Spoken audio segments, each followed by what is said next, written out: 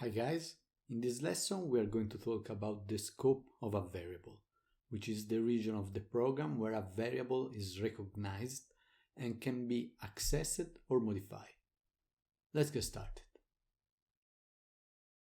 S equal quotation mark initial variable, new line, print, parenthesis, quotation mark, backslash n, local scope.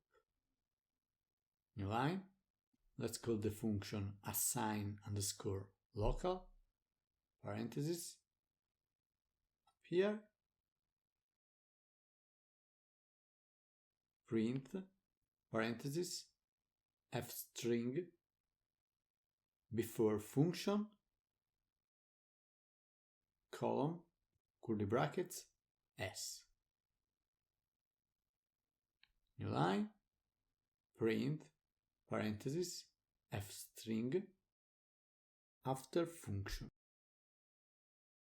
column, curly brackets, s. Then let's define the function. Let's create a variable s equal quotation mark local variable. New line, print, parenthesis, f string, inside function, parenthesis, after assignment, column, curly brackets, s. And let's run it. As you can see, we printed two local variables from two different scopes. The first contains the term initial variable, and the second contains the text local variable, and then again the first one. Now, let's copy this and modify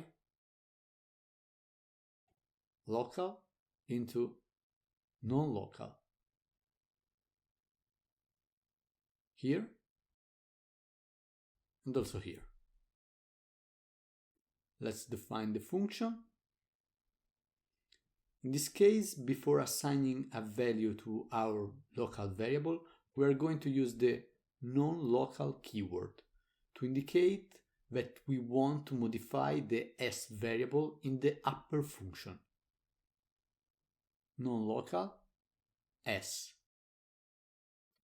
New line, print, parenthesis, f string, inside function,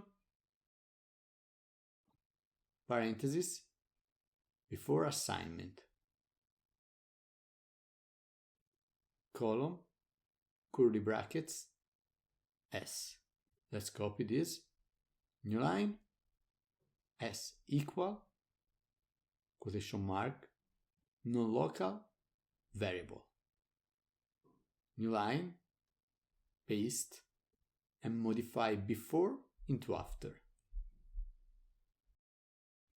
And let's run it again. As you can see, in this case, the assignment we made in the nested function interferes with the variable in the upper scope. That's because we used the non-local keyword before the assignment. Now let's do the same thing in the assign global function. Let's copy this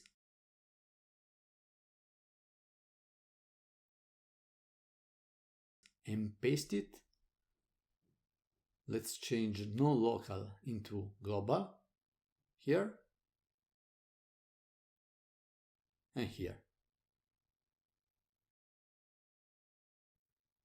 Now let's call this function.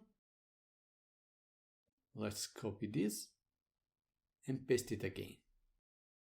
And let's change again non-local into global.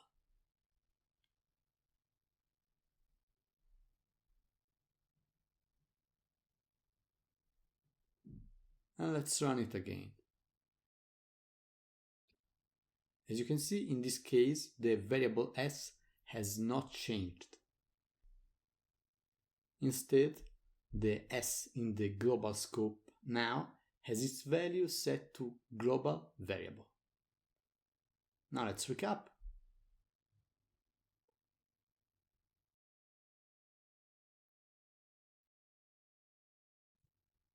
Lesson 05 hyphen scope.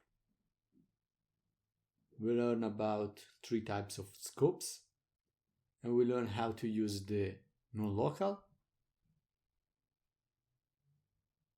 and global keywords. For this lesson it's enough. Thanks for watching, and see you in the next lesson.